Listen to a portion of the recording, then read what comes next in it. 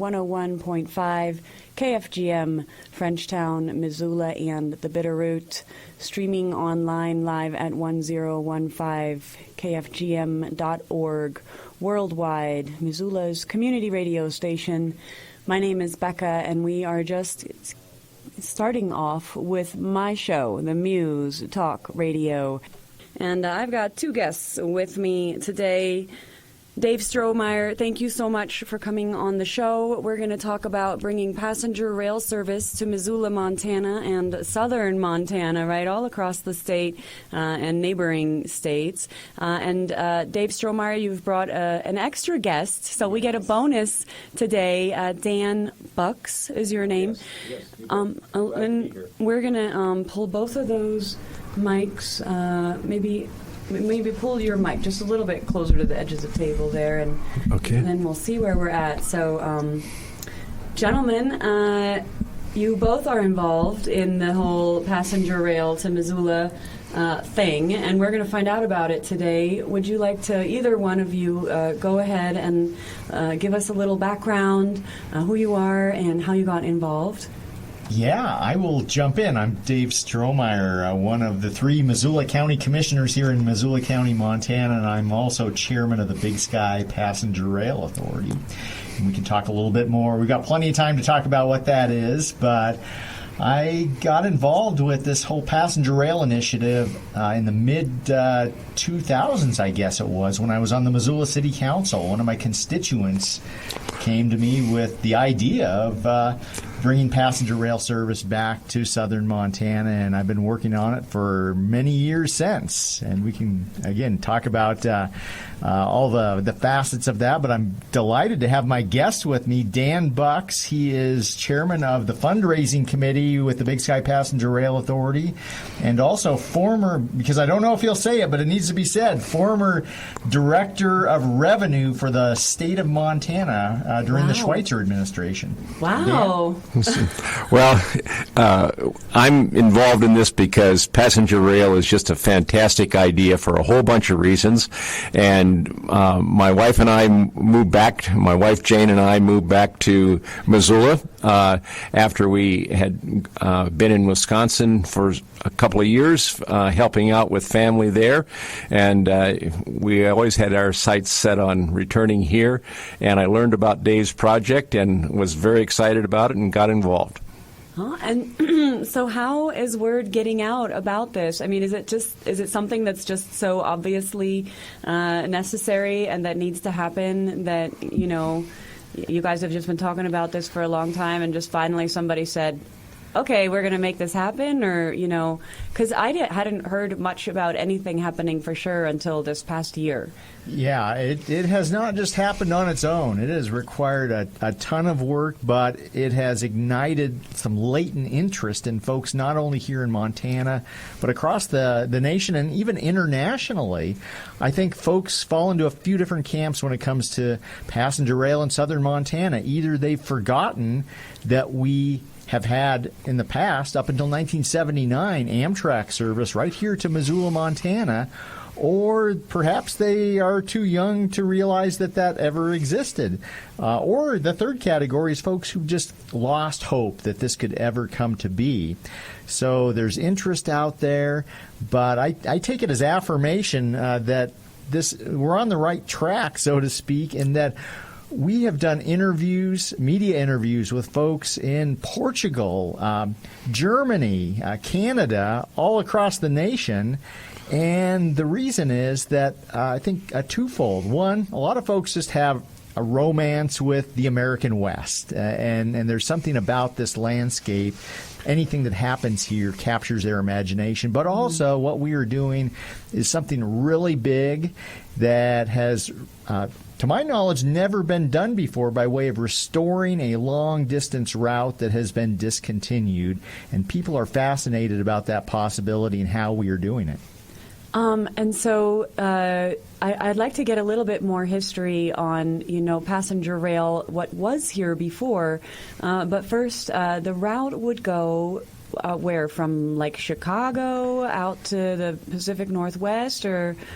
That is exactly right. We're not talking about just running a train between 2 points in the state of Montana, between here and Bozeman, or to catch a Grizz or a Bobcats game, or between here and Billings. No, we are looking at a long-distance route that would connect Chicago through Wisconsin, Minnesota, North Dakota, southern Montana, the most populous portion of our state, and then on to the west to either Portland or Seattle, or perhaps both. Wow. And there was this train service at one time. You could start in Chicago and take the train to Missoula or beyond.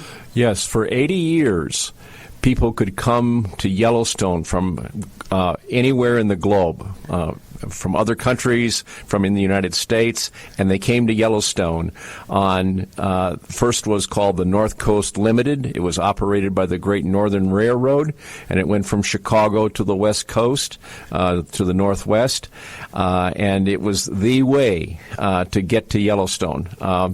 And for 10 years then, roughly speaking, Amtrak operated it.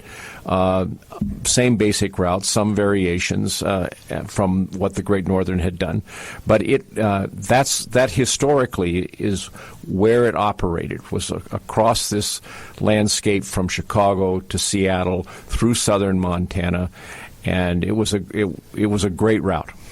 And now the tracks are still there. Nothing happened to the tracks, right? Freight trains use these tracks all the time, oh boy, someone is calling the studio right in the middle of my interview. I'm sorry if you're listening. I'm not going to answer this phone. I think someone's trying to purchase train tickets as we speak. Train tickets. I don't know, guys. What do you think? Should I answer it? We don't have a line to put the person on the phone. Hello? Hello? No one's there. I would really like to be able to turn the volume off on that thing and maybe just have a light blink so I can see if someone is calling the studio without it interrupting my show, and then I can choose to answer it or not. Anyway, so the tracks are still there, but what happened to the passenger service? It disappeared.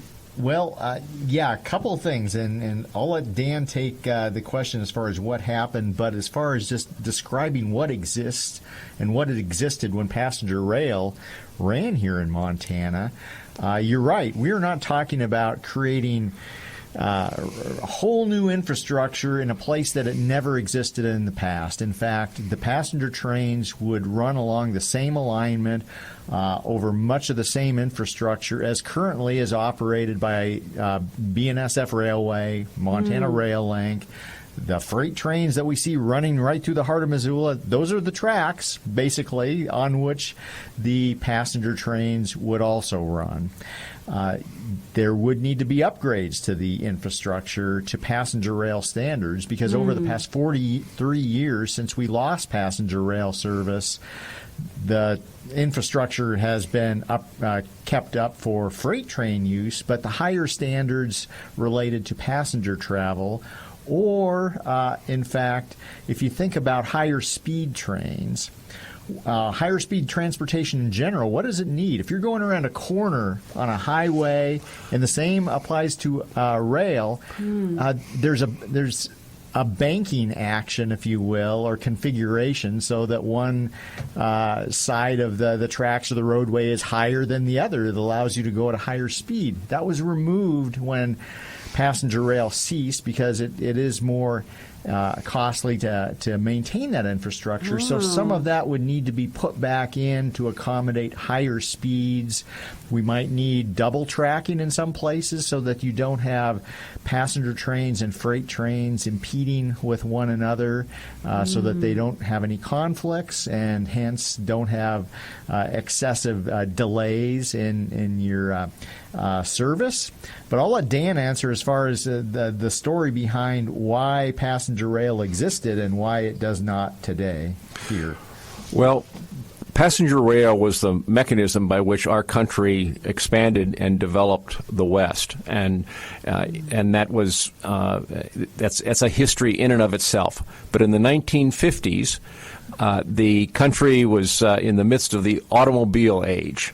And a decision was made nationally, federally, to build an interstate highway system in the Eisenhower administration. That was the signature infrastructure project of the Eisenhower administration, was the development of what we now known as I-90, I-94, and all the other interstates across the country. And that's been a mixed blessing. That devastated the railroads, both in terms of their freight traffic and in terms of passenger traffic. There used to be, up until the 1960s, really, there was a considerable network of passenger rail services across the American West, including Montana. That's how people got around substantially if they wanted to go someplace. But with the interstate highway system, the railroads went into decline. By the mid-'70s, railroads were bankrupt. And the federal government took a number of actions to basically bail out or salvage the industry. And one of those decisions was in 1971 when the federal government decided, well, we'll set up this government-owned corporation, Amtrak, and Amtrak will take over the passenger service from the railroads, and then the railroads can concentrate on freight service. And that relieves some financial responsibilities of the railroads, and Amtrak was basically given the job of would you just kind of take care of the pieces that were left? Because by that time, a lot of passenger rail lines had been shut down. And what they necessarily were, what Amtrak was handed didn't necessarily make sense as an overall system. And it had problems keeping it going. In the late 70s, a decision was made to basically say, well, we've got to cut back further. And there was kind of a meat-axe approach to this nationwide. And they cut down routes in Montana because there was the Empire Builder and the North Coast Hiawatha. They said, well, if we took the Empire Builder away, that would leave those towns that don't have an interstate highway with no national connections. So we'll take the route away from that goes through the southern part of Montana and North Dakota, and a lot of thought was not placed in it, and so you can't give a lot of significance to those decisions at the time, except to say that was at an era when the federal government was basically cutting back on rail transportation and trying to salvage the pieces of what had been a vibrant system previously, but was devastated by the interstate highway system. And at one point in time, folks might not realize this, but there was actually 2 passenger rail trains through Missoula, Montana. One, the one that we've been talking about, the North Coast Hiawatha. Prior to that, the North Coast Limited, operated by Northern Pacific. But on the south side of the tracks, if folks remember where the Boone and Crockett Club is on the south side of the Clark Fork River in Missoula, that kind of cool-looking old train station. That was a train station right next to the hip strip there in Bernice's Bakery. That was a train station that supported the Chicago, Milwaukee, and St. Paul Railroad. And that passenger train was called the Hiawatha. Actually, I'm missing part of the title there that's escaping me. The North Coast Limited operated on the north side of town, and that would have been served by the train station at the north end of Higgins Avenue, and the Hiawatha by Chicago, Milwaukee, and St. Paul. When Amtrak came on the scene, what they basically did was combine the 2 names. So you have North Coast Limited, Hiawatha became the North Coast Hiawatha, the one passenger route and train through Missoula. And I need to correct myself. I had made reference to the Great Northern. It was the Northern Pacific that had operated the Southern line. Those railroads later merged, but it was the Northern Pacific that was operating the line that Amtrak continued operating under the consolidated name of North Coast Hiawatha because of the two trains that used to operate through Missoula that Dave just described. So there was on the north side of town was the the tracks that went from where did those tracks carry passengers then? Did they also go to Chicago? Yeah. Oh. It was in some cases they basically shared the same corridor. In other cases, the Chicago, Milwaukee, St. Paul diverged. And here in Montana, it actually went through central Montana to, among other places, Harlowton. And talk about back to the future, as we're thinking, trying to be as forward-thinking as possible, we want to keep the option open to electrify this rail line at some point. Wow. Well, I say back to the future because in the in the first decade of the 20th century, the Chicago, Milwaukee, St. Paul rail line between Taft, Idaho, and Harlowton, Montana, was electrified. So, wow. so much of what we're doing right now, even though we don't want to just simply emulate the past, much of what we're doing is based on what we have already done. So we're not completely reinventing the wheel here.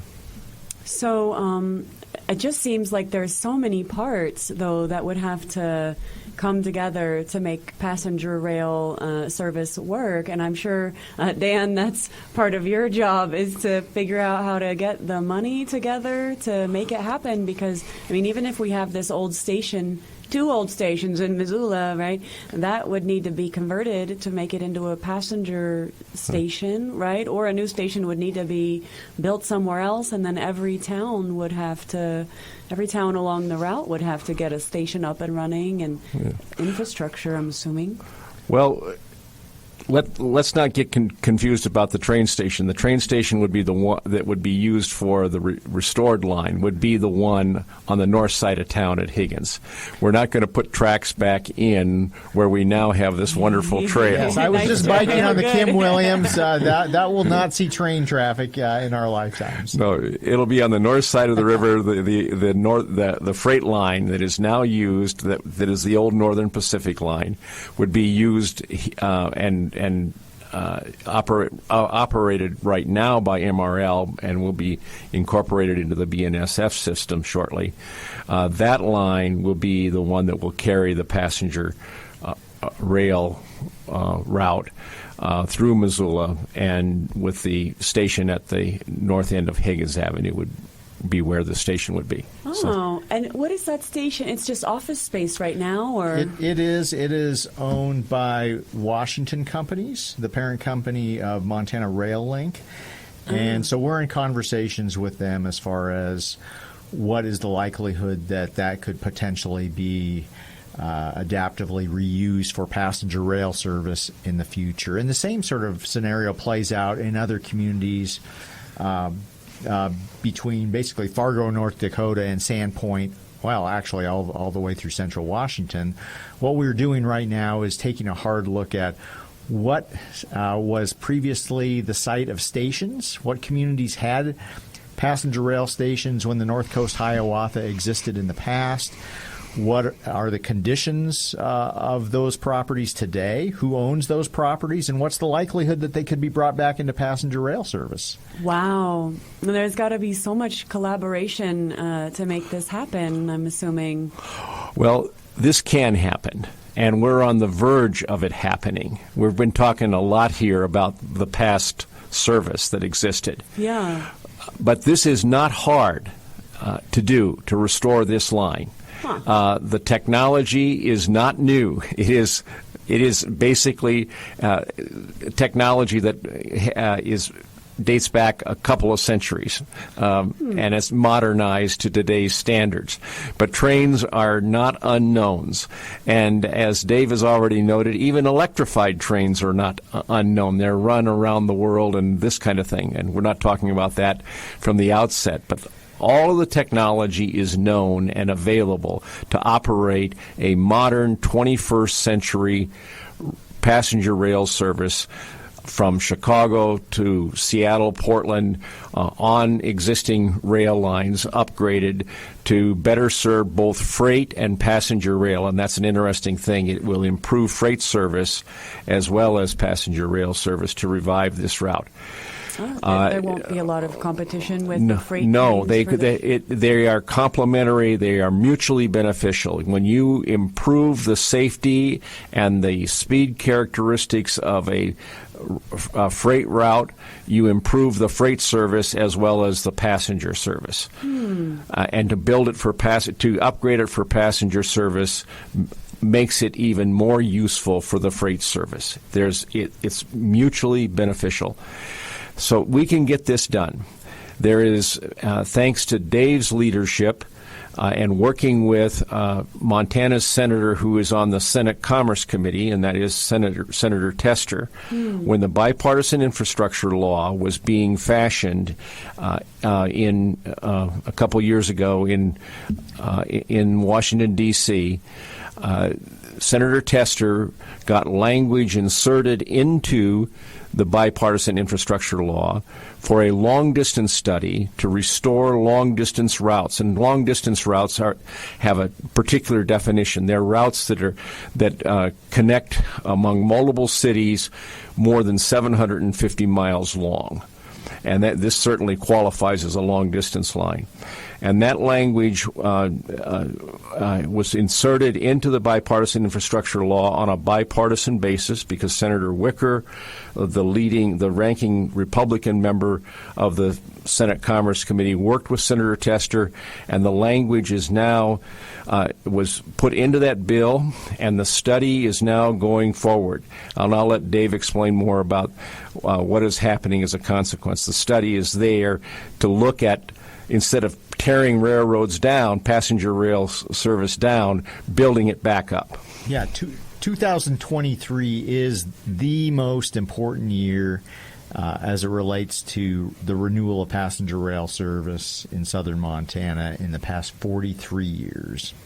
Wow. And as Dan mentioned, why is that? Well, it has everything to do with both the work of the Big Sky Passenger Rail Authority in Montana and what we have been able to accomplish and catalyze in collaboration with members of Congress to get this law over the finish line, this bill, and signed into law, the bipartisan infrastructure law, that as Dan mentioned, the one signature piece of that we're extremely proud of and optimistic of seeing come to fruition is this study that we're currently in the midst of, and we can talk more about that. But the second piece, and this is equally important, if not more important, is that for the first time in a generation or more, we have seen dollars in this piece of legislation that will provide the means to implement the infrastructure necessary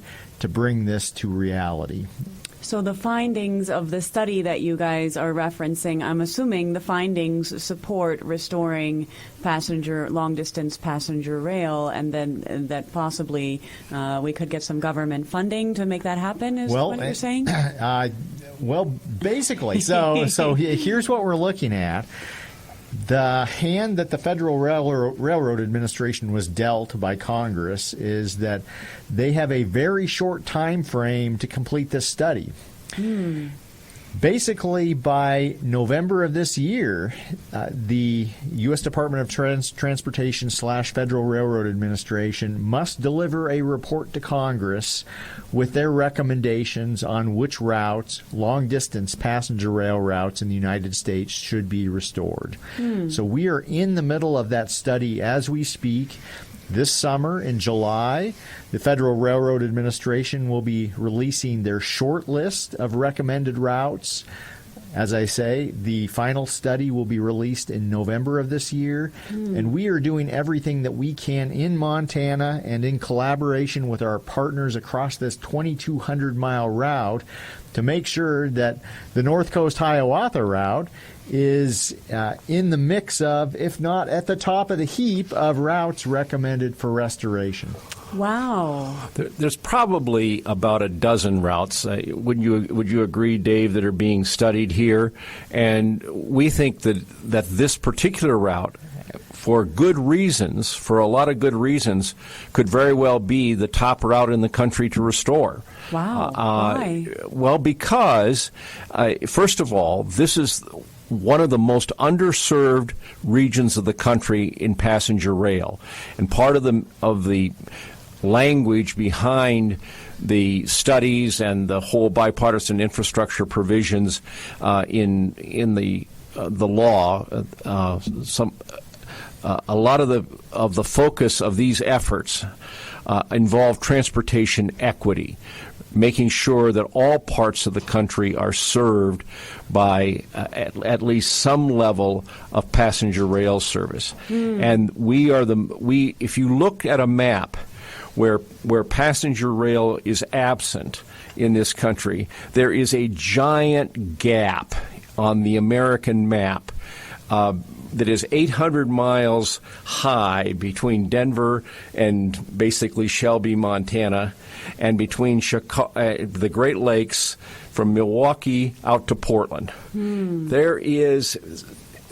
You've got the Empire Builder in the north, and you've got the California Zephyr on the south, and there's nothing in between.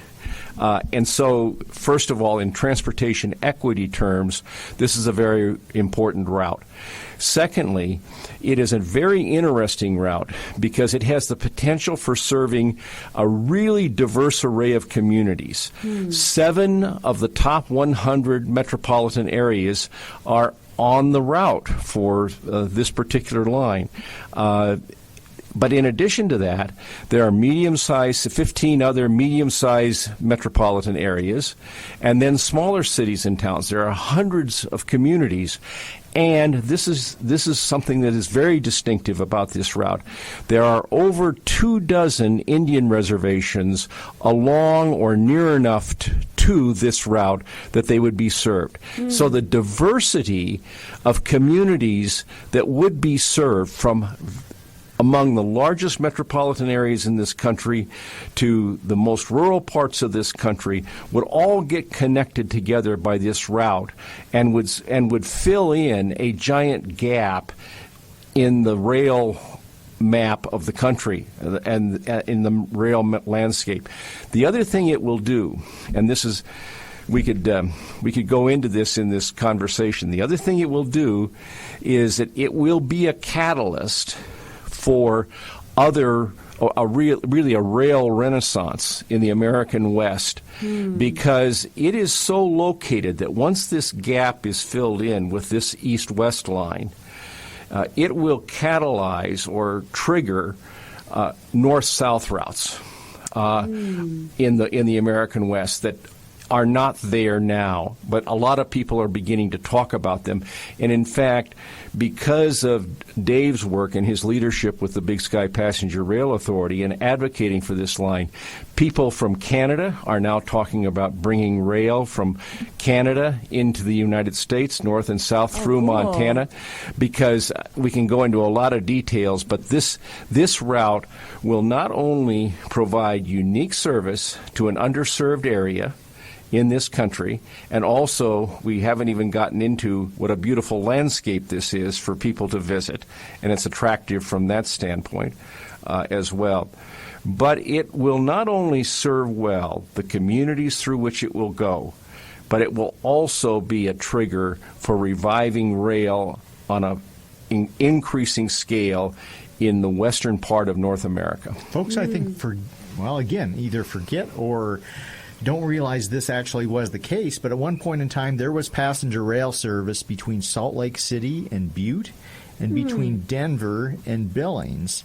So what Dan's describing by way of renewing this North Coast Hiawatha route between Chicago and Seattle is the first component of really setting the stage for north-south connectivity. Because, again, if you look at a map of the western United States, there are a handful of, arguably not enough, east-west passenger rail routes. There are virtually no north-south connections until you get all the way to the West Coast. So we're super excited to remind folks that there's another country north of the United States, namely Canada, and Alberta has 4 times the population of the state of Montana. So why not think expansively about international connections? Oh, I just love that. That is so wonderful. I'm thinking about also somebody had mentioned at one point a passenger rail line down the Bitterroot, speaking of north-south connections. So that's just also very exciting to think about, maybe taking a train to Denver someday, and that it might happen in the next 20 years. Who knows? It's something really cool to think might be in the future of Montana. And one thing that I wanted to just really mention is you said, I think, that there's bipartisan support for restoring train service. Yeah, in fact, that is something that in today's age of political divisiveness and rancor, our experience in the midst of this passenger rail initiative has given me some renewed hope that we can agree on a few things in this country. If you look at the composition of the Big Sky Passenger Rail Authority itself, and just a little bit of background there, for 4 decades, we have more or less been trying the same thing and expecting different results to restore passenger rail service. We've been hoping that leadership is shown in Congress and that someone else just does it. We've relied upon advocacy groups, nonprofits, passionate individuals, isolated, siloed communities such as Missoula or Helena or Bozeman drafting resolutions in support of bringing passenger rail service back. But we've lacked here in Montana what other states and other places in the country have. Rail authorities, rail commissions that can serve as if we're talking about catalysts, before we even get to the project itself that's a catalyst here in Montana, having something like a rail authority that can be that liaison between federal, state government, local communities, and host railroads and Amtrak, we lack that in Montana. So in the midst of the pandemic, 12 counties across the state of Montana came together and did what had never been done before. And this is because we found an old law in the books from the 1990s. Old is relative. And that allows counties in the state of Montana to establish regional passenger rail authorities. That is exactly what we did. And we've added 8 additional counties since November of 2020. We're now up to 20 counties. And if you look at a map of which counties those are, these are largely very conservative rural counties, not bright blue dots on the map like a Missoula, Montana might be. And so the level of political diversity, east, west, urban, rural, conservative, liberal, here in the state of Montana. Hold on a second. And in Bowling Green, Ohio, and by my daughter here in Missoula.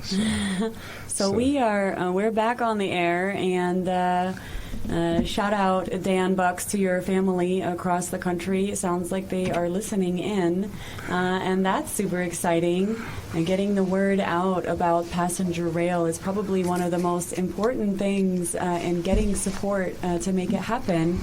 And I just want to reiterate for our listeners, we have Dave Strohmeyer, Dan Bucks. You're both joining me here today on the Muse Talk Radio on Missoula's community radio station to talk about restoring passenger rail service to Montana and beyond. And I just wanted to mention, Dave, you what's your title with the Big Sky Passenger Rail? I'm so sorry. That's okay. I'm the chairman. And we were just talking about the Big Sky Passenger Rail Authority while we were listening to that wonderful tune by Red Onion Purple, local band there, folks. And so the website for the Big Sky Passenger Rail Authority is www.bigskyrail.org. Look it up, folks, if you want to know about how to get involved. The Big Sky Passenger Rail Authority is coordinating all of these efforts to bring train service back to Montana. And when did you guys form? When did the Big Sky Passenger Rail Authority get together and say, hey, we need this entity to make this happen?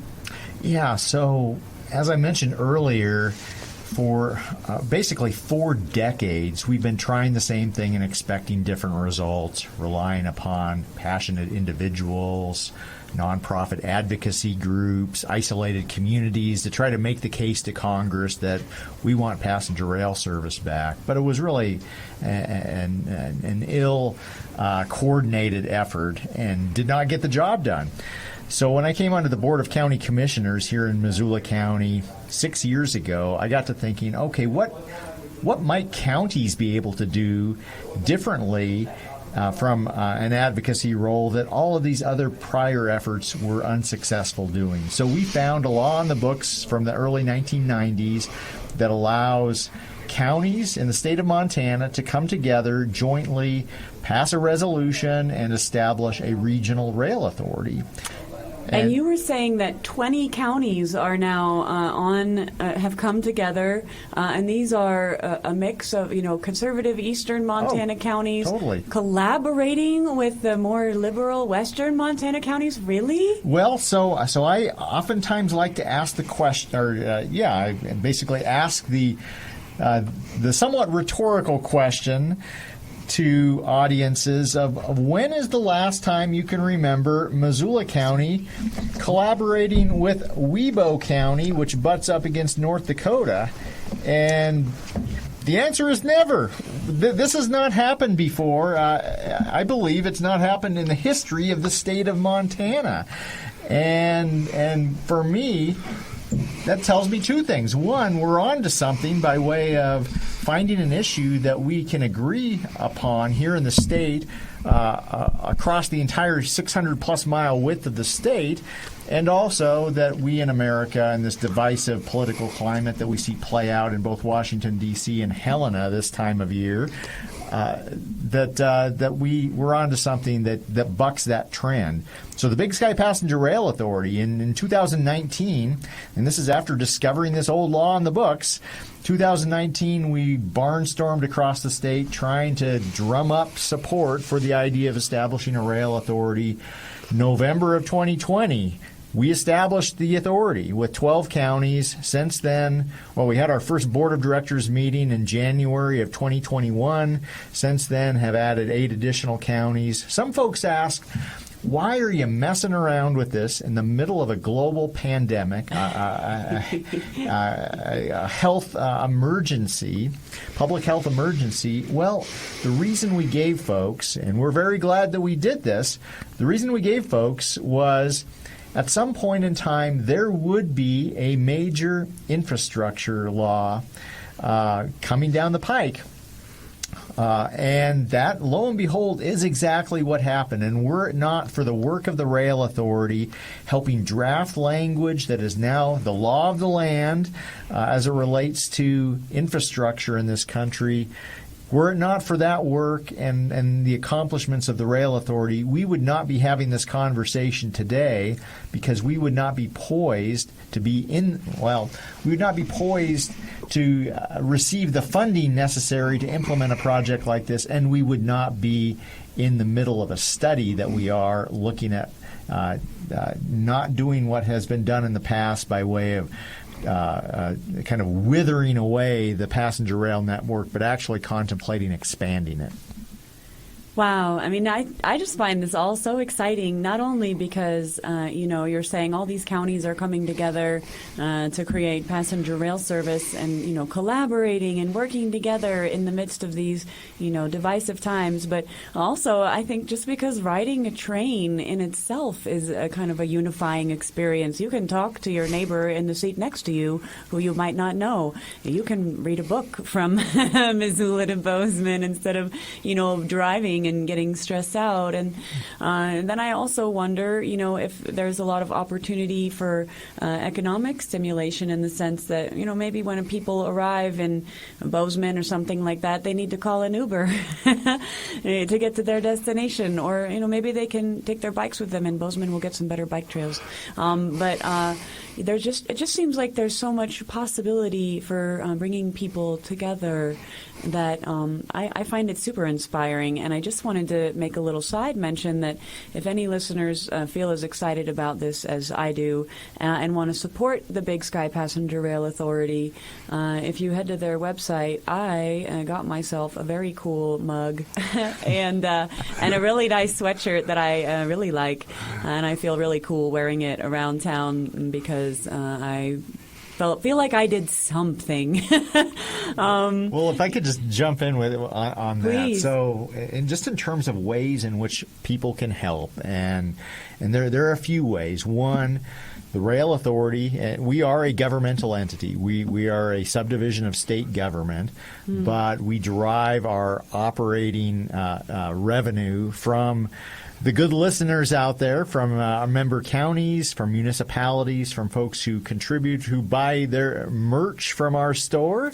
and that helps us keep the lights on and do everything that we're doing to make sure that this train gets very literally rolling down the tracks again.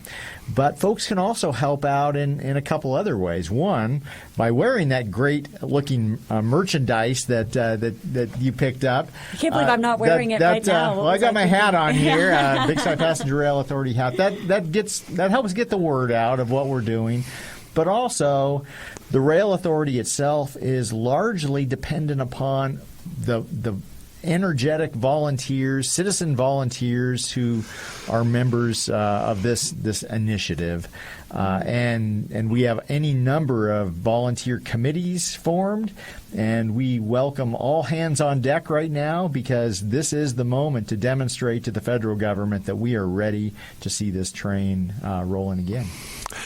And I would also call attention to on the store, people can find some merchandise with an incredible map on the merchandise that was developed by a local business here in Missoula. Explorer Maps, that does these wonderful illustrated maps of national parks and seashore areas and other scenic areas across the country. They partnered with us and volunteered to create this map that of the entire northwest region of the country, from the Great Lakes to the Pacific coast and from Denver north to the Canadian border. And it is a beautiful map, and it is now on merchandise on the website. But I want to add, it's an example of how a local business has gotten interested in what we're doing and is joining with us in supporting these efforts. We're going to come right back. I'm going to put on a song because the library closing message is going to come on here in just a moment. And then we're going to come right back and talk more about this merch because I have been drooling over that beach towel.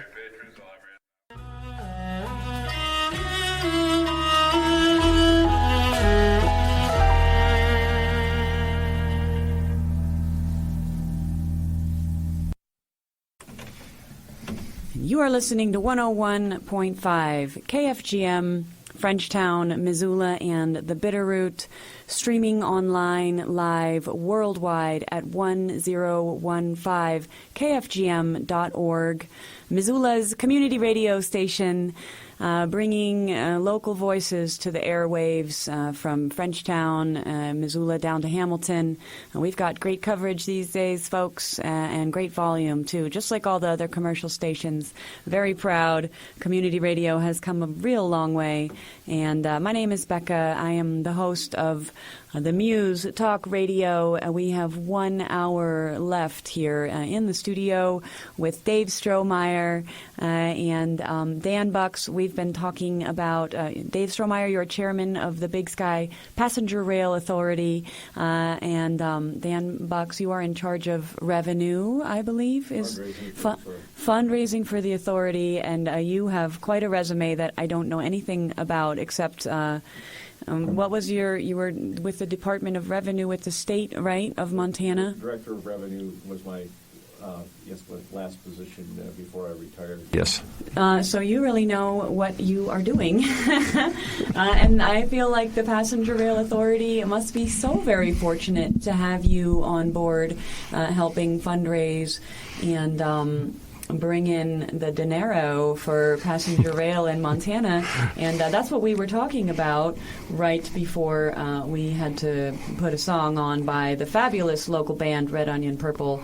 I was talking to you, Dan, and drooling at the same time over the merch here on the Passenger Rail Authority's website, and you guys collaborated with a local company that makes maps, right? And that's what we were talking about. I am drooling over, in particular, this beach towel. Yes. I have this sweatshirt and I have a mug, but I really like this beach towel. It has the train route all the way from Chicago. It shows a chunk of our country, and the train route all the way from Chicago through southern Montana and all the way to the West Coast. And I'm so sorry, Dan, that we had to interrupt you, but I wondered if you'd like to pick up where you left off before.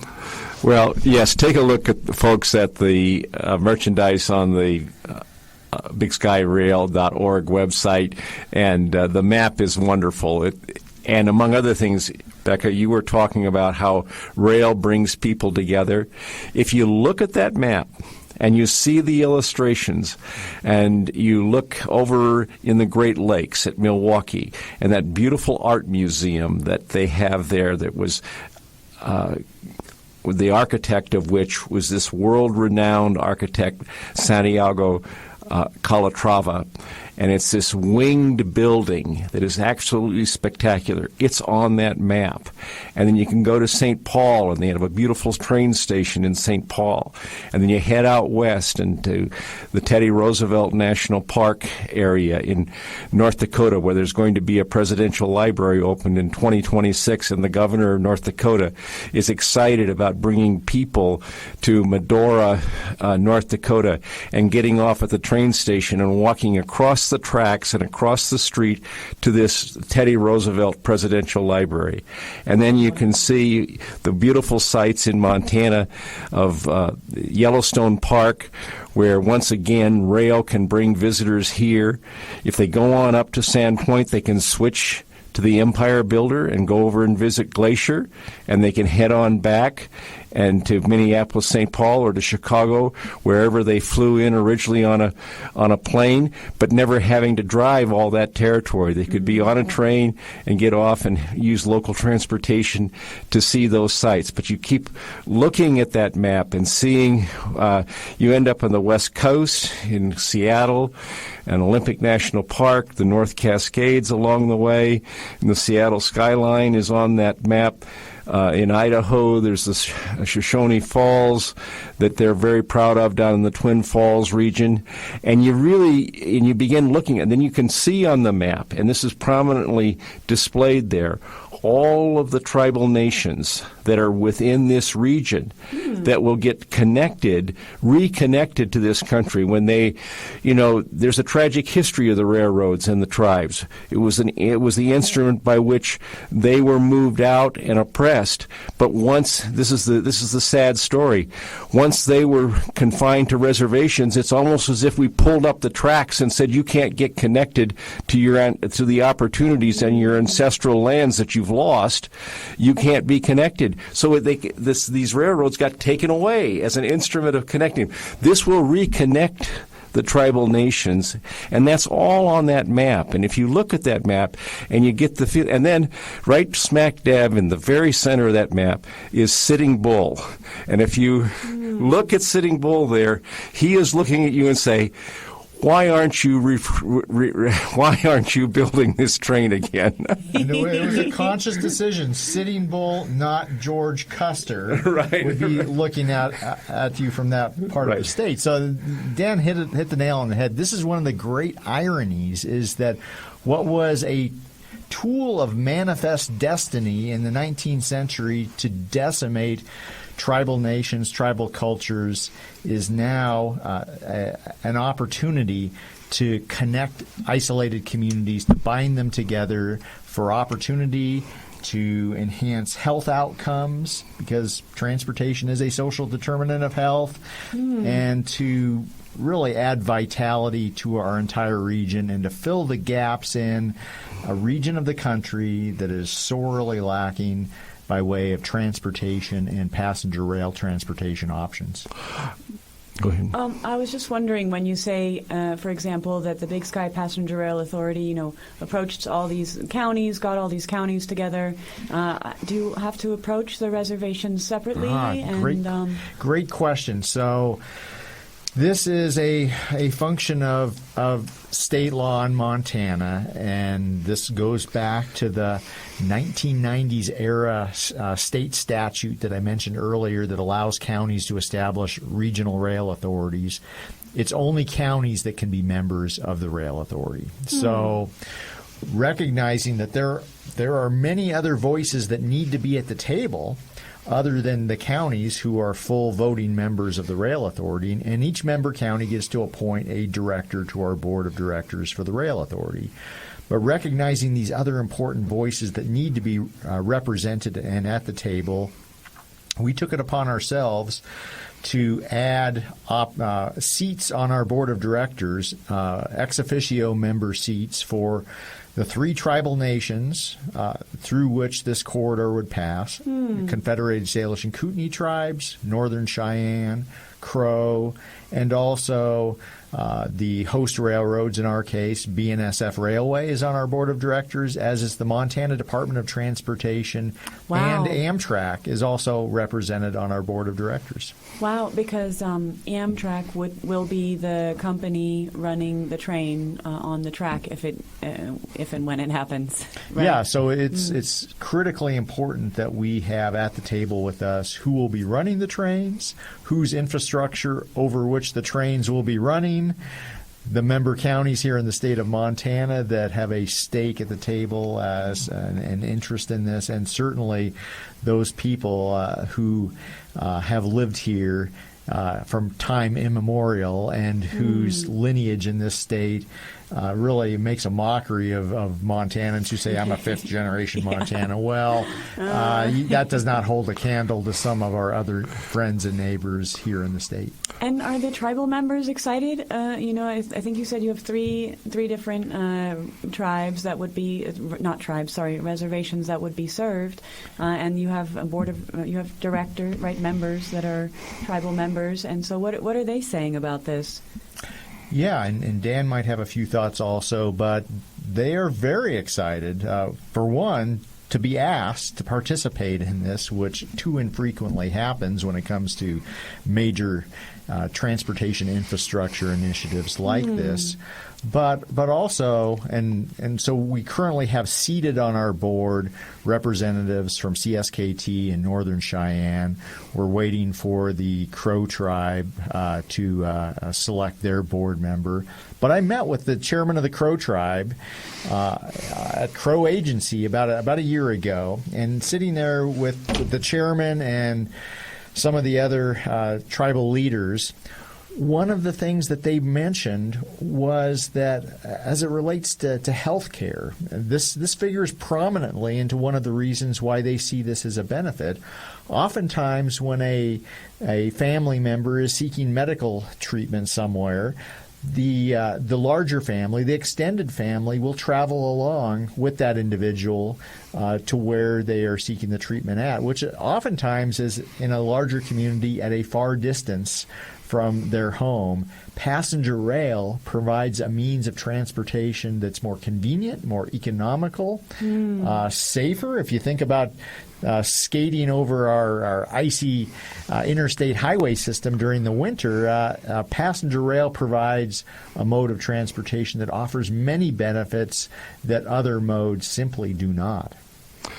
Yeah, and the members of the extended family, I understand from tribal friends of mine, may extend up to 100 people who will go along with the family, the immediate family. And let's say if a child is hospitalized, if an infant is at a children's hospital, a large number of people will want to go and surround the family and the baby with their support.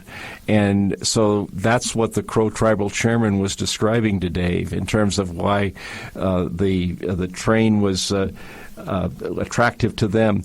The director from the Northern Cheyenne, Norma Gourneau, spoke at a summit meeting that the Big Sky Passenger Rail Authority put together in Billings in August of last year that really was one of the first times that passenger rail experts from around the country, advocates, government officials from the federal, state, and local levels could get together. It was really a unique experience. It had not happened in quite the way it did in Billings. And the Norma Gurneau of the Northern Cheyenne talked about how they had to make a trip to get on the Empire Builder that was 329 miles from their home to get on an Empire Builder. But she loves to travel the trains, and that's just in one direction. So you've got more than a 650-mile round trip from the Northern Cheyenne Reservation to the Empire Builder. And so, she's excited about the possibilities here. I think it's important, Becca, if we could pivot a little bit to some of the benefits of passenger rail. And I think you hit a bullseye with the idea that trains bring people together. We're a very divided country. We don't understand each other. We have resentments against our town versus the big cities and this sort of thing that are going on in this country. And trains have an interesting way at many different levels of pulling people back together, as you indicated. It's the one way you can travel and you can meet different people that you didn't expect to meet and begin to understand each other better. At another level, you referred to early on in this show to the economic benefits of passenger rail.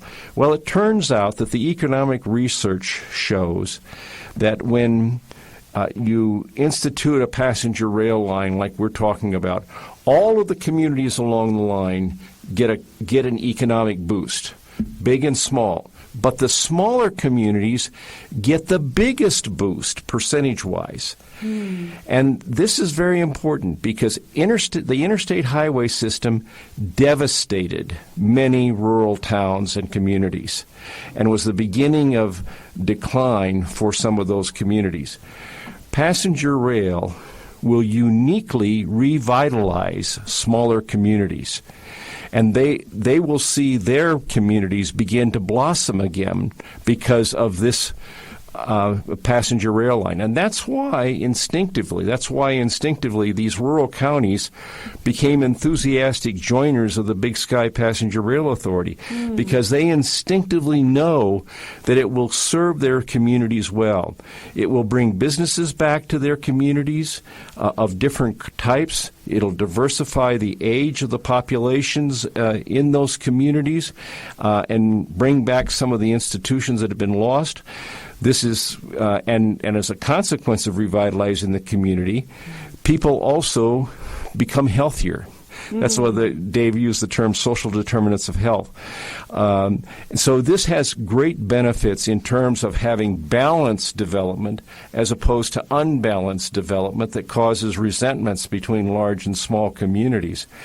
It's also go ahead. Yeah, if I could just jump in. So take Prairie County, Montana. The main community there is Terry, Montana, far eastern edge of the state.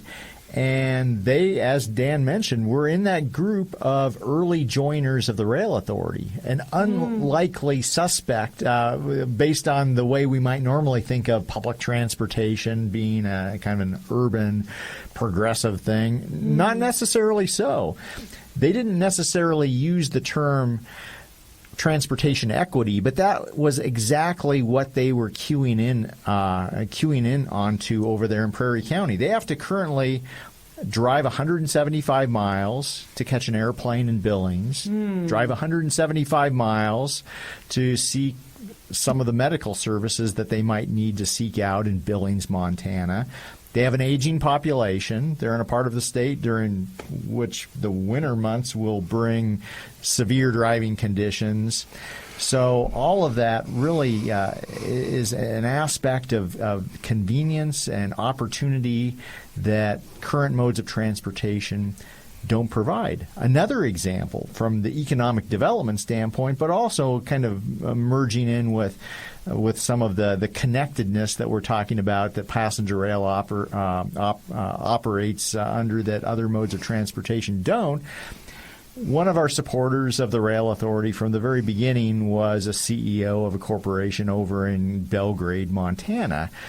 Well, why might someone like that be interested in passenger rail? Well, it's not just because of tourism or convenience for folks visiting our state. It's because he or his employees might actually be able to have productive time while they are traveling to get work accomplished. Let us hope that you're not trying to manipulate a laptop as you are driving down the interstate perched on your steering wheel or monkeying around with your mobile device. This provides a mode of transportation that allows you to actually do some work while you're traveling. And we, Dave and I and Mary Hensley, the mayor of Whitehall, met one day with the operational director for the VA system in the state in Helena, Montana, where the main VA hospital, of course, is located. And we were talking about or inquiring how might our passenger rail line help your operations. And we thought it might help veterans get to the hospital and that. And we found out that may work in some cases, but in other cases the veteran may be not that mobile that no normal form of transportation would serve well for that. But, and this is what we learned, They send teams of medical professionals, doctors, technicians, trained nurses and physicians' assistants out from Helena to Miles City and to Billings for clinics to serve veterans. Well, when they do that, they take a day to drive out for 1 day of service, and then they have a day that they drive back. They're losing 2 days of professional time of people with valuable expertise who are delivering health care that is uniquely needed by veterans, and they lose 2 days of professional time driving for every day of service that they provide. If those professionals can take a train, they can do professional work on the train, even conduct meetings, video conferences, and what have you in the right settings on the train, and accomplish work and improve their productivity and efficiency and effectiveness for the veterans of Montana. The same thing, we were out at the Western Montana Fair last year, and a young insurance broker came up to us at the booth and was talking about this. I'm all for this. I have clients in Billings. When I have to drive over and talk to my clients in Billings and find out their needs, et cetera, and that sort of thing, I lose time both ways going to Bozeman that I could be working if I'm on the train. And he said, and besides that, I just might meet a new potential client on the train and be able to sell a little insurance in the meantime. So people understand this. You can't do this with individual cars. You can't even travel across Montana on a commercial flight except for a little bit of essential air service in the eastern part of the state. You can't even get directly from Missoula to Billings other than by car. You'd have to fly. But even if you could fly, you're not going to get any real work done. You get a little bit of work done, but not very much. You can't do the things that you can do while you're riding the train, and it's just a very different and much. It creates productivity in both a social and economic sense that is lost by the other transportation systems. And this trade-off with the interstate highway system really did not serve the small communities in Montana well because of our winter weather. There are times every winter when the interstates are closed and people cannot travel and cannot get to the doctor. They cannot do their business. They can't get to events that they want to go to because it's simply the interstate highway is not weather resilient. Trains are weather resilient. Trains are the least costly form of transport all all in an overall sense, least costly, most environmentally friendly, and rival air service in terms of safety, and they are weather resilient, which is also important for another reason. This route will open up a winter tourism season in Montana, when people can visit Montana not just in the summertime easily, but they can visit in the winter as well. And in small communities in Montana where tourism businesses are not possible now because the tourism season is so short and you can't recoup your investment, they'll be able to tourism businesses in rural Montana can begin to blossom because of the weather resilient train system.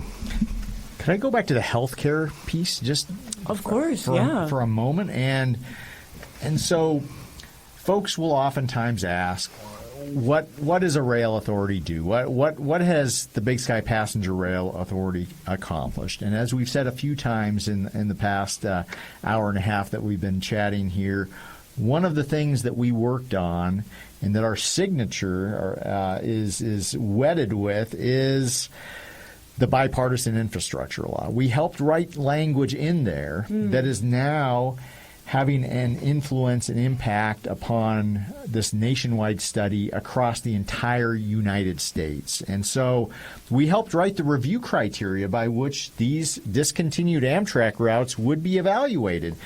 And one of the factors that we actually drafted the language about this, one of the factors is will this rail line that's being considered for reestablishment reflect public engagement and local and regional support for restored passenger rail service?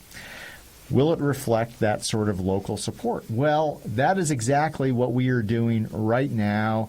And ladies and gentlemen, we've got 3 months, basically 3 months, to make sure that we are on the short list of routes to be restored. So coming full circle back to the healthcare piece, one of the concerns that we've heard all along and that we've certainly shared is the way in which passenger rail can help influence the social determinants of health. How does passenger rail as a mode of transportation help health outcomes be better than they would otherwise? How do they promote vibrant communities? And so that criterion that I read just a moment ago from the law, bipartisan infrastructure law, is something that we directly have some influence over. What can we do right now that will help demonstrate to the federal government that there is strong public support and regional support here in Montana and beyond for restoring the North Coast Hiawatha route? Well, one of the means to that end was, and a big shout out to the Montana Healthcare Foundation out there. You guys do great work, and they recently, just within the past couple of weeks, awarded the Rail Authority $25,000 to do 6 stakeholder community engagement sessions for rural and tribal communities across the state of Montana. Wow. So within the next month or so, month and a half, we will be in Paradise, Montana in Sanders County. We will be on the Flathead Reservation, location yet to be determined. We will be on the Crow Reservation, location yet to be determined, and the same with the Northern Cheyenne Reservation. We will also be in Glendive, Montana, and in Forsyth, Montana, engaging those communities in a conversation about how public transportation by way of passenger rail will benefit their individual lives and their communities. And this is information and data that we will take back to the Federal Railroad Administration in the month of June in advance of that July kind of reveal of the short list of routes to be restored. Oh, so in July, after all of this work and research that you guys have been doing, the Big Sky Passenger Rail Authority has been doing, then in July the federal government will announce this short list of chosen rail lines that will then get funding for... Well, either the short list that that might get funding, because that list may be winnowed down further, but getting on the short list is critical. And these meetings in rural Montana and on the tribal nations, with the tribal nations, are going to be very significant in the process. No meetings of this type have occurred in the lifetime of anybody alive in America. There they get an opportunity in these smaller rural communities to talk about what a national rail line might mean to them and to their lives. And I want to emphasize what Dave said. We give great credit to the Montana Healthcare Foundation for helping us with this particular effort. And it's certainly not just about the big communities. It's about these small communities and their needs. And we want to listen, we want to hear, we want to learn from that. And there's nothing else like this, to our knowledge. No one else in the country is going out with these kinds of listening sessions in these kinds of circumstances. And yet that's what's called for in this bipartisan infrastructure law, is to do this. And we are really excited about this. This, in fact, is probably the world announcement of these meetings, incidentally. You may be right. You may be right. Here on the Missoula Community Radio, the Muse program. Muse Talk Radio. You're here, right now, bringing this important information to the airwaves and around the world. Whoever is listening, local is the birthplace of what happens worldwide. And so improving our communities is just so wonderfully important. I love that a big part of this conversation about bringing passenger rail back to Montana, a big part of this conversation is, reinvigorating these communities, our rural communities where, they have children who grow up and leave the community, and then nobody really comes back to take their place. And now I think, in the post-COVID world, I just met a gentleman this past weekend when I was working up in Hot Springs. Many people are working remotely. This gentleman has been working remotely for the past 3 years now, driving his little camper van all over the country. Yes, this person is driving, but what I'm getting at is that they can work from anywhere, and so if you bring a new stream of people on a daily basis through these tiny little towns in Montana, who knows, maybe someone says, oh, I love this tiny little town in eastern Montana. I could afford a house here. I don't care. I don't have to be in a big city. I could settle right here. Why not? And it just creates the possibility for that to happen. Whereas I think right now with the highways, people take an interstate through Montana, they blow past all of these tiny towns. When you take a train, when I have taken the Amtrak going across the High Line, the Empire Builder, it stops in every town. You can hop off on the platform. Maybe you have a little time to walk around and look around. I just think that there's what you guys are saying is quite true, that there's great potential to reinvigorate a bunch of, small communities that have kind of fallen by the wayside, because why would anybody go there? They're going to drive on the interstate. They're not going to take all these tiny little Montana roads to the middle of nowhere. And I think you've hit on something important. If folks are wondering how this works out in practice, you need go no farther than the northern tier of Montana. Ask any of those communities that are currently served by the Empire Builder, Amtrak's Empire Builder, and without exception, they will tell you how much of a lifeline that mode of transportation is for those communities. Could it be improved? Absolutely. And that is something that we are reinforcing with folks, is don't just look in the rearview mirror of what existed in 1979 and remember the worst moment that you ever had riding a train and the poorest service. No, let's re-envision what this could be into the future. We're talking about renewing a route and not simply restoring precisely what existed in the past.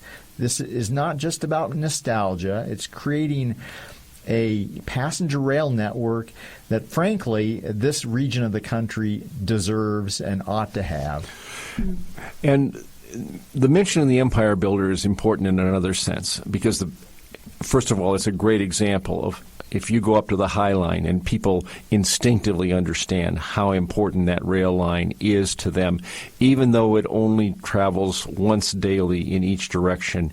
And we're trying to set the standard that in the American West, long-distance rail for everybody should be on all of the routes, and starting with ours that we're proposing here, but that be twice daily in each direction, because that way someone can go 175 to 200 miles to get services that they need in a single day and not stay overnight for lodging.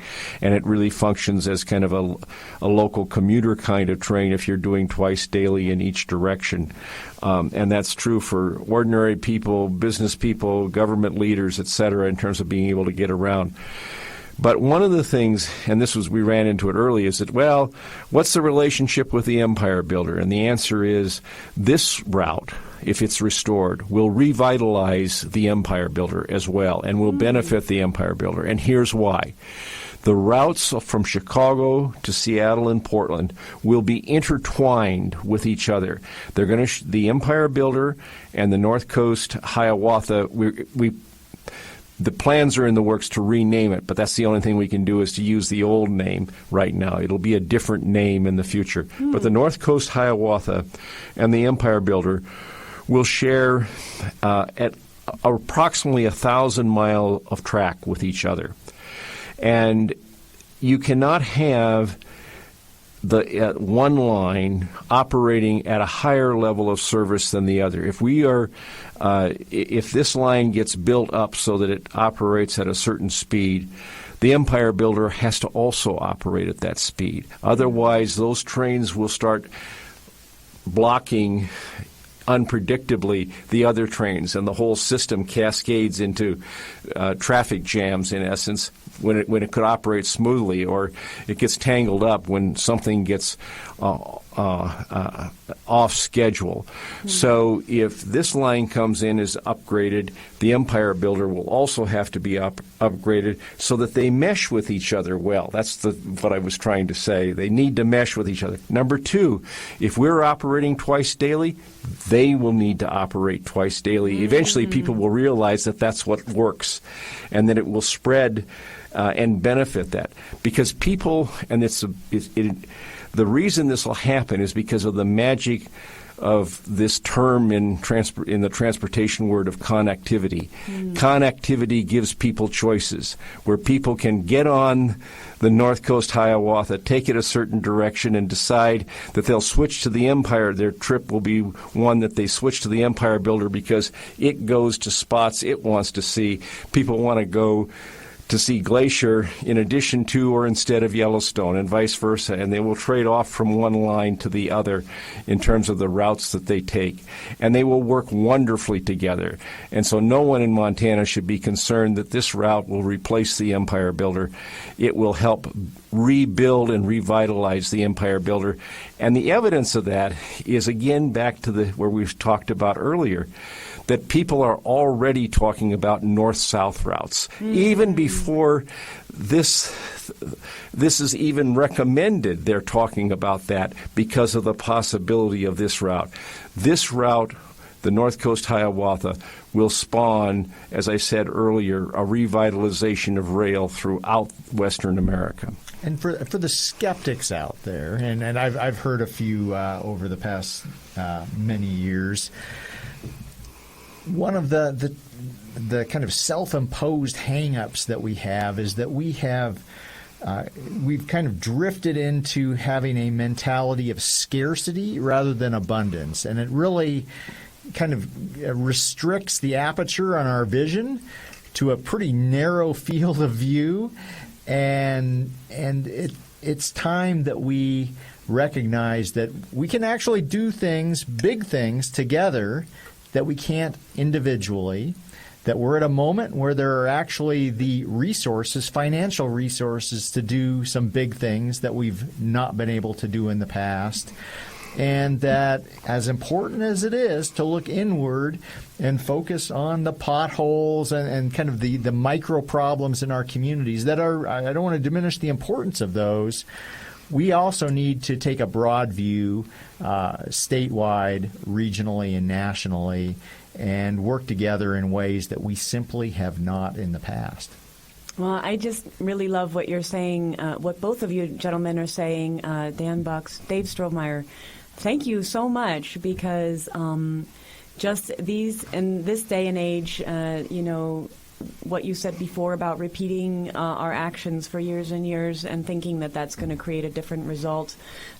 People need to see something new, and they need to see something they haven't seen before, and come together creatively to make that happen. We keep banging our head against the wall, like, what can we do? Everything is so divisive, and, what can we do? And even just one thing, like a train, it seems like such a simple thing. Oh, a train. It just seems like, a glimmer of possibility, something different. And it would be quite different to have passenger rail going through southern Montana. I think, even in this conversation, we can talk about a lot of possibilities, but we can't actually know about, all of the implications until such a thing exists. But it's just so exciting that there is a possibility to, for unification, for people to come together over something. I do have a question about, you said there were 20 counties on the list. Are there any counties that haven't gotten on there yet? Yes, as a matter of fact, there are a few counties still lingering out there, kind of straddling the fence on this. And for those who are asking this sort of question, well, okay, if there are still counties out there, why is that? Well, I would remind folks that we began with 12 counties, and we've added 8 over the past 2 years. And we are doing something that really has not been done before in Montana. I mentioned earlier our tendency to focus on what it is that we lack, this tendency to focus on scarcity rather than abundance, and to have an inward focus rather than an outward focus. That's kind of the default approach of local government in the state of Montana. And what we're asking folks to reconceive is our ability to work across jurisdictional lines on something that is really big, but we can do it. If we can fly a stinking helicopter on Mars, we can figure out how to get a train running on planet Earth through the western United States. And that's one of the reasons. The other that I've heard from some counties is worry, and Dan alluded to this earlier, worry that we're in a zero-sum game here. If we add passenger rail service to southern Montana, that means the elimination of passenger rail service along the High Line or somewhere else. That is not the case. We're contemplating adding connectivity, which will overall make the system more robust. The other reason, and it always comes down to this in some conversations from a financial standpoint, is the question, well, does passenger rail pay for itself? I love that question from the standpoint that I like reminding folks that the last time I checked, there are no toll roads in Missoula, Montana, or anywhere in the state of Montana. How does all of this infrastructure get created and maintained? It's through public investment. There is no reason to think that passenger rail service should support itself in a different manner than either the airline industry or our surface transportation by way of roads and highways supports itself. It does not without public investment. And a final analogy that I'll use that folks should be able to resonate with here in Missoula, Montana, if you are listening and from here, is Mountain Line. We've made a choice as a community that you don't have to pay a dime to get on the bus. We think this is an equity situation, from transportation equity situation here in Missoula that we want to address. So we have made it zero fare. Fare as an F-A-R-E, paying a fare to get on the bus.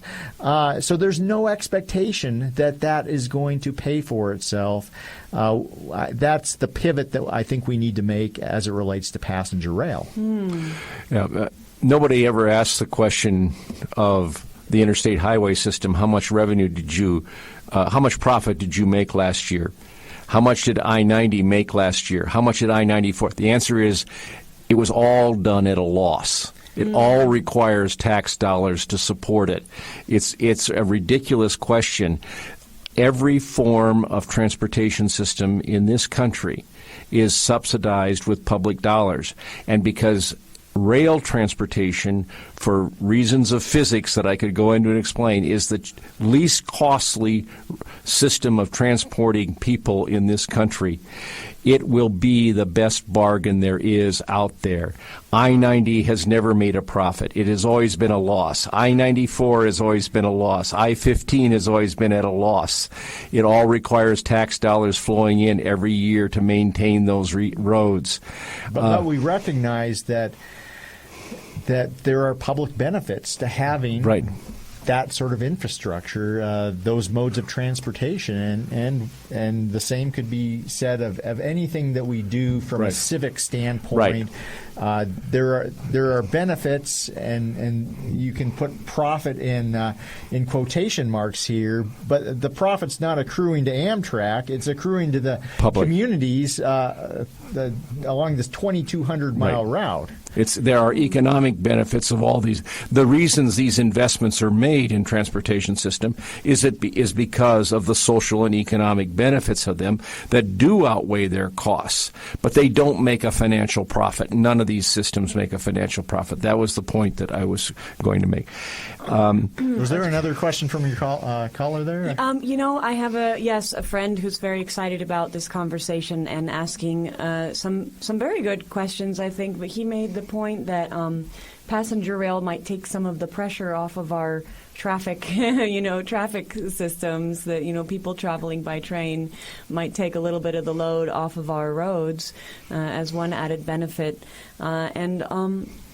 Yes, it will, especially if it runs twice daily in each direction. That frequency is so critical to this effort, and your caller is correct. It will take pressure off of the other off of the roads, especially if the train operates twice daily. He had also asked, and I'm wondering myself about, how much a train ticket would cost, or how it would compete with airline pricing. If I want to take the train from here to Bozeman, what would be the price of that compared to? Do you guys know anything like that yet? No, that is precise. That's an excellent question, and that is precisely what the study that is currently ongoing and subsequent analyses will help determine. In the other parts of the country where trains are available and operate, they are economically competitive and often less expensive than other forms of transportation for people once you account for all of the costs that are involved. So you can go to the West Coast and you can go to the East Coast, and the reality is that trains are competitive and affordable for ordinary people. It's just a matter of getting the service developed and getting it developed at a high enough level of frequency. And that's the key here in terms of having a high quality, having it be reliable, that it's on time, so that people can depend upon it, having it operate with a sufficient frequency that it's attractive for people to make a variety of trips for personal, professional reasons, et cetera, on it, and operating at a fast enough speed. Doesn't have to be high speed, just a fast enough speed that it's convenient. I would say the best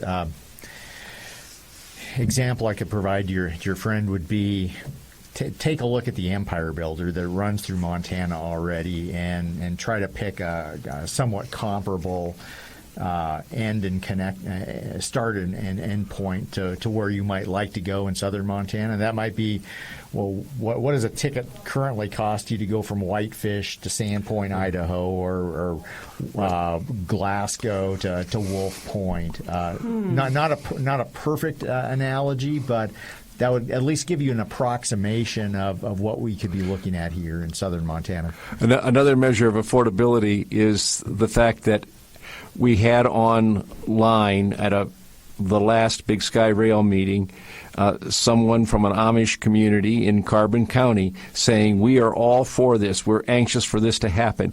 Because if you ride the Empire Builder line, you will find members of the Amish community, the Hutterite communities who ride these rails, and they certainly find it affordable. And so do the farmers and ranchers who are on there, and the citizens of Havre and Glasgow and what have you. It is affordable if the service is there and operates in a reliable manner.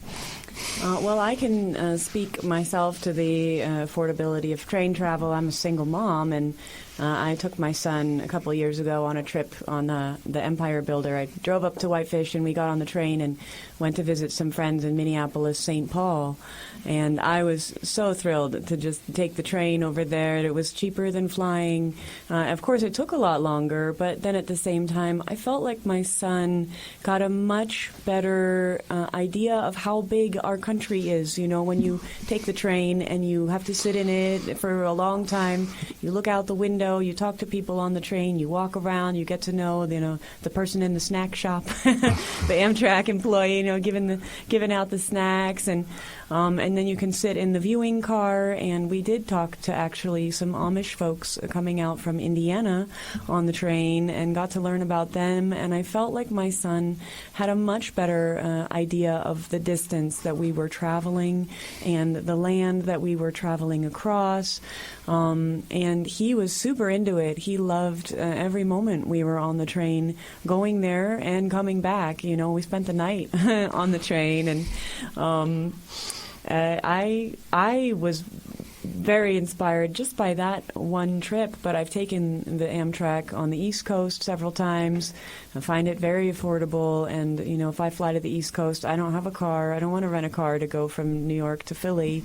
I think I got my ticket for like $80, to go down to Philly and go back, separate ticket. But I've traveled extensively in Europe on trains, and the whole time I'm on the train and wherever I was in Europe, I was thinking to myself, why is this not a bigger deal in the United States, in our country? People have so much to benefit by an interconnected rail system and ease of travel. So I have the highest hopes. Dan, I believe you wanted to add something. Could we talk a little bit about what people can do to help with this effort, just a little bit more? Yes, please. We have about 5 minutes left. Then I have to put a song on so that Shane can come in and start his show from 6 to 8 p.m. We've got Coach Shane starting with Party Time, and after that, C. Dilla G with his bringing more wonderful tunes to our ears from 8 to 10. So we have about 5 minutes left, and I would love for you to tell people how they can get involved. Well, take a look at the website. There's a lot of committees, and you can help. The website, folks, is bigskyrail.org. Yes, and take a look at the website. There's a lot of volunteer committees that people can become involved. If you like to write, we need writers. We need writers to help with grant applications, with press releases, with all kinds of writing. If you're good at organizing meetings, and you enjoy doing that, help us out with that. If you like asking people to make donations to causes, or if you'd like to make a donation yourself, right? Yes, you can. Fine merch. Yes, you can. There is a donate button on the bigskyrail.org. You can make a donation. But if you want to talk to your local credit union, your local bank, your local lodging facilities, and talk to them about the benefits of passenger rail and bringing travelers into the community and economic development. If you want to help talk to them and ask these businesses to contribute, please volunteer. Now I have my fundraising committee hat on. But if you have something that you think you have to offer to spread the word, to organize people, to help garner donations and support, and get the word out, let us know. just go to the website and you can find an opportunity there. 2023 is the year. It is all hands on deck as we speak. We have just a few months remaining to make the case to the federal government that the time is now to restore passenger rail service to southern Montana and beyond. And I am confident that together we can make this happen. Well, Dave Strohmeyer, Dan Bucks, thank you both so much for joining me today on the Muse Talk Radio on Missoula's community radio station. I am just so inspired myself that we have spent a couple hours talking about something that I really feel people can come together around and get excited. And,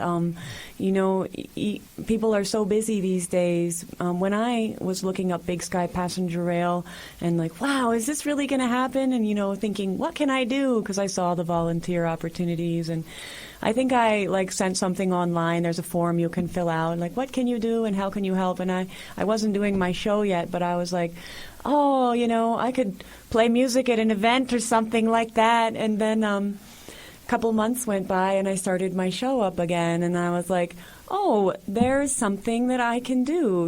I didn't know if anyone would want to be my guest, but, I can do something to help get the word out. And so that's exciting and inspiring for me. I feel gratified that I was able to do something to help, inspire people and get the word out about bringing passenger rail to southern Montana, and that it's a real possibility, folks, and you can get involved. Yes, and I just want to say one of the community businesses right here in Missoula that's been involved that I want to recognize because of their strong support for this is Clearwater Credit Union. They're one of the business partners of the authority and have financially supported our work in a very generous way. So they're an important part of this effort. Shout out to them. Yep. Well, thank you so much, gentlemen, for joining me on this Sunday afternoon to evening. And I can tell that you're both so passionate about it, and I'm so grateful to have both of your voices on the airwaves today. And my show gets replayed, so hopefully you'll get some replay here with all this information. Folks, bigskyrail.org. Check it out. There's tons of merch and tons of information about how you can get involved and start to visualize it yourself, how fun and wonderful it would be to have better and more train service in the state of Montana and across this country. So Coach Shane has been walking back and forth out there, and I know he's ready to get in here and get set up for his show, Party Time. So, folks, I'm going to put on one last song by local band Red Onion Purple, and this one is going to be called Weavin' Gold. If you hear that Red Onion Purple is playing in town, get out and hear them, folks, because they are just so talented and make a great sound. Thank you so much for listening to the Muse Talk Radio on 101.5 KFGM, Frenchtown, Missoula, and the Bitterroot, streaming online live worldwide at 1015.org.